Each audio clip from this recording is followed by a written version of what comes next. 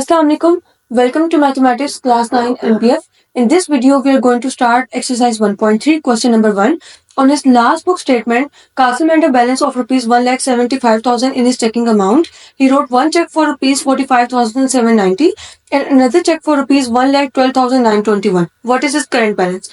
अब इस क्वेश्चन में हमें बता रहे हैं कि कासिम ने एक चेक निकाला फॉर रुपीज 45,790 और दूसरा चेक उसने निकाला 1,12,921 और जो उसके पास इनिशियल बैलेंस था वो था 1,75,000 जो दोनों चेक निकालने से पहले था। ठीक है, अब इन्होंने क्वेश्चन में हमसे पूछा कि करंट बैलेंस कितना है। ठीक है, अब यहाँ पे मैंने चेक 1 को रिप्रेजेंट किया हुआ C1 से। Check 1 equal to 45,790 and check 2 equal to 1,12,921। ठीक है, करंट बैलेंस फाइंड करने के लिए पहले हमें दोनों चेक्स की अमाउंट निकालनी पड़ेगी टोटल, यानी जो उसने चेक 1 और चेक 2 की फॉर्म में निकाली, पहले हमें वो टोटल अमाउंट निकालनी पड़ेगी जो उसने बैंक से निकाली।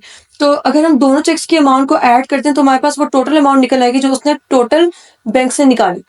तो C1 plus C2 equal to 45,790 plus 1,12,921। ठीक है, जब दोनों अमाउंट को ऐड किया तो हमारे पास आंसर आ गया 1,58,711। ये वो टोटल अमाउंट है जो उसने बैंक से निकाली।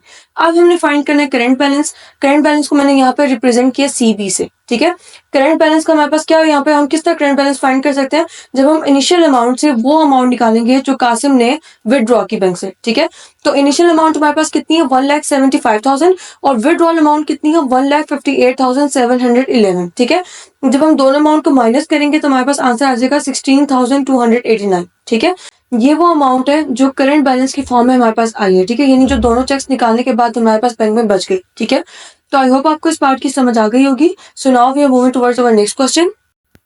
So next question is, last week Wajid drove to 83.4 km on 16.2 liters of petrol.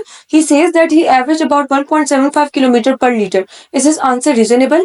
अब इस क्वेश्चन में ये हमें बता रहे हैं कि वाजिद ने 283.4 किलोमीटर ड्राइव की on 16.2 litres of petrol. He says that उसने ये कहा कि उसने जो एवरेज ड्राइव की वो 1.75 किलोमीटर की पर लीटर। ठीक है, अब हमने ये बताना है कि उसका आंसर रीजनेबल है या नहीं है। ठीक है, अब हमने पहले एवरेज निकालनी है। एवरेज का फॉर्मूला हमारे पास है total kilometre divide by total litre. ठीक है, अब उसने टोटल ड्राइव कितनी की थी 283.4 किलोमीटर डिवाइडेड बाय टोटल कितने लीटर्स ऑफ पेट्रोल थे 16.2। तो जब हमने इसको डिवाइड किया तो हमारे पास आंसर है 17.5 किलोमीटर पर लीटर। ठीक है, अब क्वेश्चन में हमें बताया हुआ कि उसने बोला 1.75 किलोमीटर पर लीटर, तो उसका ये आंसर रीजनेबल नहीं है। ठीक है, क्योंकि उसका जो हमारे पास आंसर निकल रहा है, जो हमने एवरेज निकाली है उसके अकॉर्डिंग 17.5 किलोमीटर पर लीटर हमारे पास एवरेज निकल रही है। ठीक है, तो आई होप आपको इस पार्ट की समझ आ गई होगी। So now we are moving towards our next question. This question is, Salma bought 3.2 yard of fabric for a total price of rupees 139.2. How much did fabric cost? ठीक है, यानी इस क्वेश्चन में हमें कह रहे हैं कि 3.2 यार्ड ऑफ फैब्रिक सलमा ने बाय किया for total price of rupees 139.2। हमने फाइंड करना है कि how much did fabric cost per yard. ठीक है, so next question is, Salma bought 3.2 yard of fabric for a total price of rupees 139.2. How much did fabric cost per yard? ये same like previous question है। इसमें हमें कह रहे हैं कि सलमा ने 3.2 यार्ड ऑफ फैब्रिक खरीदा for total price of rupees 139.2। अब हमने ये फाइंड करना है कि फैब्रिक पर यार्ड कितना कॉस्ट पड़ी फैब्रिक को। तो मैंने यहाँ पे टोटल प्राइस को रिप्रेजेंट किया TP से।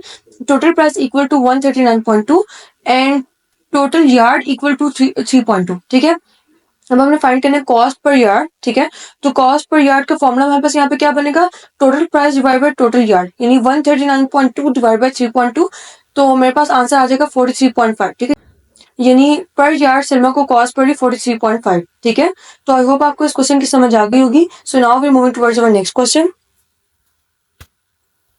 So next question is, Momna walks 3.5 km per hour. She took a 12-hour walk. How far did she walk? ठीक है, अब इस क्वेश्चन में हमें मोमना की स्पीड बताई जा रही है कि मोमना की स्पीड कितनी थी 3.5 किलोमीटर पर आवर और उसने कितना टाइम लिया वॉक के लिए 12 आवर। ठीक है, how far did she walk, यानी हमने डिस्टेंस फाइंड करना है।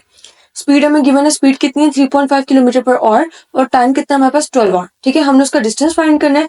डिस्टेंस का फॉर्मूला हमारे पास क्या होता है, स्पीड मल्टीप्लाई बाय टाइम। ठीक है, यानी 3.5 मल्टीप्लाई बाय 12, तो हमारे पास आंसर आ गया 42 किलोमीटर। ठीक है, यानी मोमना ने जो डिस्टेंस कवर किया वो कितना था 42 किलोमीटर। ठीक है, तो आई होप आपको इस क्वेश्चन की समझ आ गई होगी। So now we are moving towards our next question. So next question is, the hiking club went on a 7-day trip. Each day they hike between 5.5 and 7.5 miles. It is reasonable to assume that clubbing the days the club hiked at first part is less than 35 miles, second part is between 35 and 55 miles, C part is equally 55 miles and D part is more than 55 miles. ठीक है, अब इस question में हमें ये कह रहे हैं कि जो हाइकिंग क्लब था वो 7 डे ट्रिप पे गया और हर दिन उन्होंने हाइक किया बिटवीन 5.5 एंड 7.5 माइल्स. ठीक है, आगे उन्होंने हमें ऑप्शन दिए हैं. अब हमने दो डिस्टेंस निकालने, एक मिनिमम डिस्टेंस और एक मैक्सिमम डिस्टेंस. मिनिमम डिस्टेंस हमने निकाला विद 5.5 माइल्स और मैक्सिमम डिस्टेंस हमने निकाला विद 7.5 माइल्स. अब जो कि उन्होंने वीकडे ट्रिप मतलब 7 डे ट्रिप पे था, तो हमने मिनिमम डिस्टेंस यानी 5.5 माइल्स को मल्टीप्लाई किया 7 से, तो हमारे पास आंसर आ गया 38.5 माइल्स.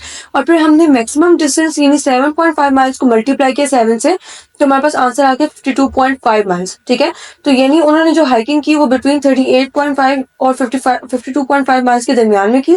तो उन्होंने जो डिस्टेंस कवर किया वो कवर किया बिटवीन 38.5 एंड 52.5 माइल्स. ठीक है, सो आई होप आपको इस क्वेश्चन की समझ आ गई होगी. इसी के साथ हमारी वीडियो यहाँ पे खत्म होती है. अगर आपको इस वीडियो से रिलेटेड कोई भी कंफ्यूजन हो तो आप मुझसे कमेंट बॉक्स में पूछ सकते हैं. इसका रिप्लाई मैं आपको कमेंट बॉक्स में कर दूंगी. इस एक्सरसाइज से रिलेटेड नेक्स्ट क्वेश्चन हम नेक्स्ट आने वाली वीडियोस में डिस्कस करेंगे. टिल देन, अल्लाह हाफिज.